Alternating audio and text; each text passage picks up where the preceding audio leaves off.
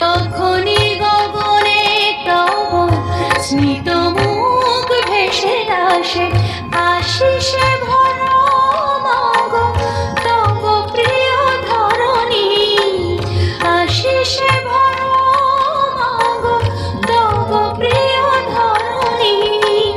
তব বাণী ভেসে যাক অখিল বিমানে, আনন্দময়ী এলো আনন্দ ভবনে, আনন্দময়ী এলো আনন্দ ভবনে।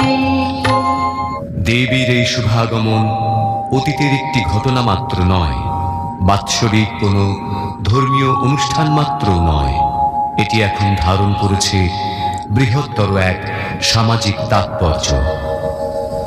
যখনই জাতির জীবনে ঘনিয়ে আসে দুর্যোগের কালো মেঘ, অশুভ শক্তির প্রতাপ আচ্ছন্ন করে পৃথিবী, তখনই আবির্ভাব ঘটে দুর্গতি নাশিনী দেবী দুর্গার।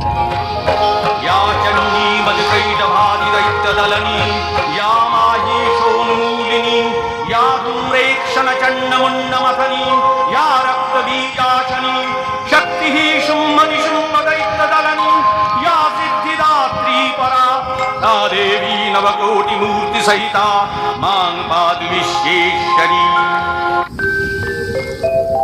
মহালয়া আমাদের উজ্জীবনের দিন, আমাদের দেশের সুমহান সংস্কৃতি ও সভ্যতার ঐতিহ্য মনে করিয়ে দেওয়ার দিন। शृण्वन्तु विश्वे अमृतस्य पुत्रा, आये धमानि दिव्यानि तस्थ, वेदाहमेतं पुरुषं महान्तं, आदित्यवर्णं तमसः परस्तात्, त्वमेव विदित्याति मृत्युमेति, नान्यः पन्था विद्यते अयनाय, नान्यः पन्था विद्यते अयनाय, नान्यः पन्था विद्यते अयनाय। আত্মবিস্মৃতি মৃত্যুরই নামান্তর। এই পবিত্র তিথিতে আত্মস্মৃতিরই প্রয়োজন।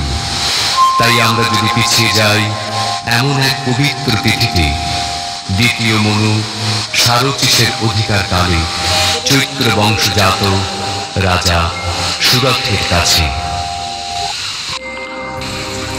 দেখি আমি ঠিক দেখছি তো? জয় জয় মহারাজ সুরথের জয়। আপনারও জয় হোক। আপনিও বিশিষ্ট ব্যক্তি, মহাবৈশ্য সমাজ।